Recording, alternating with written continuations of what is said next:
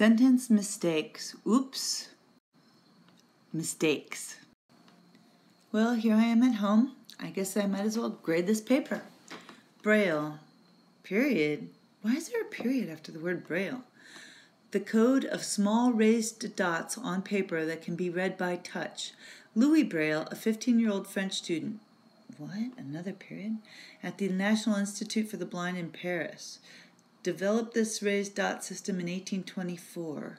Braille worked out an alphabet and numerals using the system. He even figured out how to use the raised dots to write music. Oh no, I can't grade this. It's full of fragments and run-on sentences. Uh-oh, I guess I better teach the kids how to recognize sentence mistakes.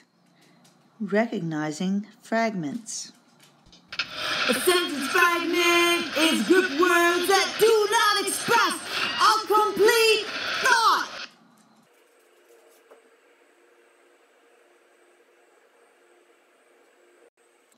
What are these fragments missing? While I listen to the radio. This is missing both a subject and a predicate. It is called a dependent clause. While I listened to the radio, I sang at the top of my lungs.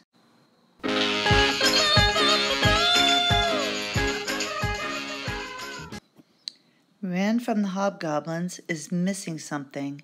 Who ran from the hobgoblins? What ran from the hobgoblins? What is it missing? Well, it's missing its subject. The scared teacher ran from the hobgoblins. The dog which slobbers constantly. What is that missing? Well, you ask yourself, what about the dog which slobbers constantly? What's it doing? That means that it's missing its predicate. The dog which slobbers constantly loves to play fetch. Sentence mistakes part 2. Two or more sentences written as one sentence is called a run-on. Crash! Run-on sentences make your writing confusing. She called to them, they listened is a run-on because there's no period between them and they. It's two complete sentences, though. She called to them, comma, they listened is also a run-on. It's a run-on called a comma splice. This is when you put a comma between two sentences instead of a period like you are supposed to. She called to them and that they listened is also a run-on because there's no comma before and.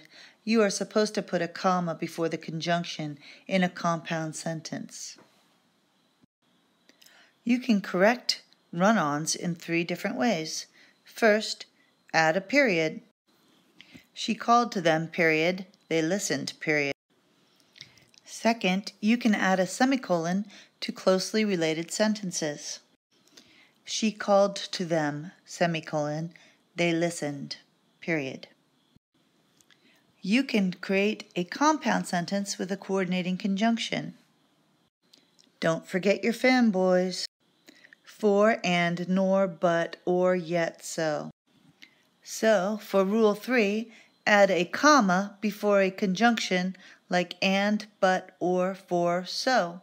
That's how you make a compound sentence. She called to them, comma, and they listened, period. Sentence mistakes, part 3. Want, want, want.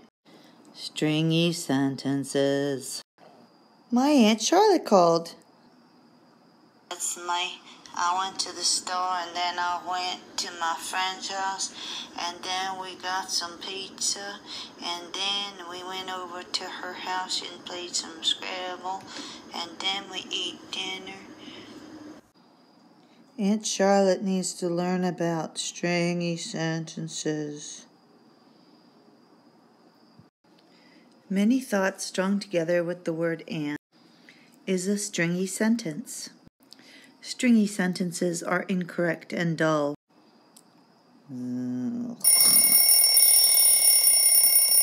Here's a stringy sentence that we need to fix. Blue smoke curled from the chimney and light glowed from the window, and we caught the delicious smell of dinner cooking. There are too many ands in that sentence. Maybe we could fix the first clause by putting a period after chimney and making light glowed from the window a new sentence. I sort of like the sound of light glowed from the window and we caught the delicious smell of dinner cooking, but it's still a run-on. I wonder if you know what to do to fix it. Well, if you said add a comma, you're correct. Now we have a compound sentence, and the whole thing sounds like blue smoke curled from the chimney, light glowed from the window, and we caught the delicious smell of dinner cooking. A+. Now it is your turn. Fix this stringy sentence by getting rid of all the unnecessary ands. You can use a period, a semicolon, a comma, and a conjunction. Remember, there are other conjunctions besides just and. Sometimes people like to use but, or for. Just consider what sounds best to you and how you think the sentence should flow. Whatever you decide to do, Joan won't care one bit. She's too busy dancing and cooking.